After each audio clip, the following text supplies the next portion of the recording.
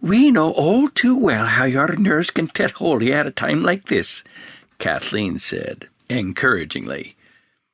"We thought having a party of ladies present might make her feel more at ease." "I know you mean well, ma'am. I apologize." For a moment Cassidy looked like he might be sick, but he took a deep breath and let it out, then stood watching for the train. "Well, could you folks at least go wait over there in the shade? I'm going to lose my breakfast any minute now you all keep watching me." Declan and Joss laughed, then led their wives over to a shady spot to wait. The ladies sat, talked quietly, their picnic hampers at their feet, while their husbands talked about their farms and the price of wheat. They waited for what seemed like hours, eventually having to break into their hampers to pass the midday meals. They invited Cassidy to join them, but he was too nervous to eat. "That sure does look good, but I just can't stomach a bite," he said, eyeing the tins of food they'd set out warily. "If that old train doesn't get here soon, someone's going to have to revive me." As if to punctuate his words, a far-off train whistle sounded. Its ringing cry echoed off the mountains. Instead of looking relieved, Cassidy only turned an even paler shade of gray, a feat that would have seemed impossible due to his deeply sun-darkened skin. "Oh, no. She's here. Okay. Do I look all right? I mean, I rode out here pretty fast. Am I covered in dust?"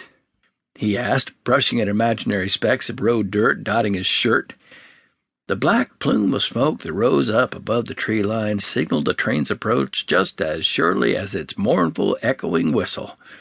Cassidy turned deathly white as it chugged closer and closer to the wooden depot, so much so that Declan and Joss thought to go to him just in case he were to faint.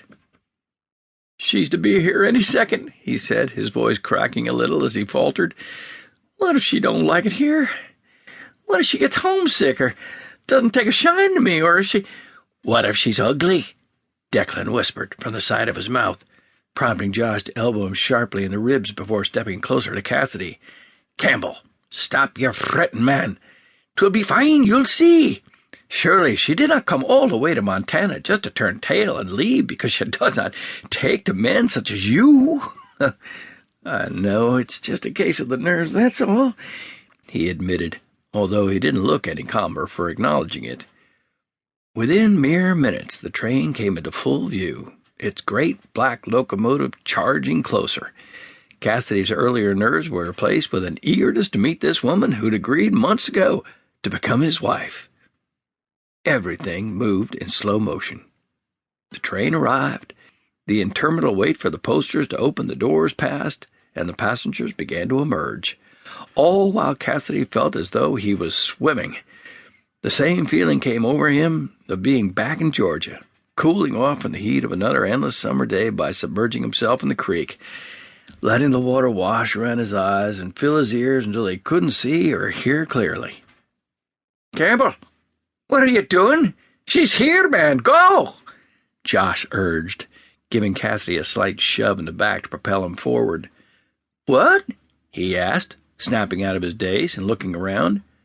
"Is that not her there?" Declan asked, pointing to a young lady standing all alone on the platform. She had the telltale trunk waiting at her feet, the veritable sign of a westward bride coming to meet her husband and bringing her worldly and household goods with her.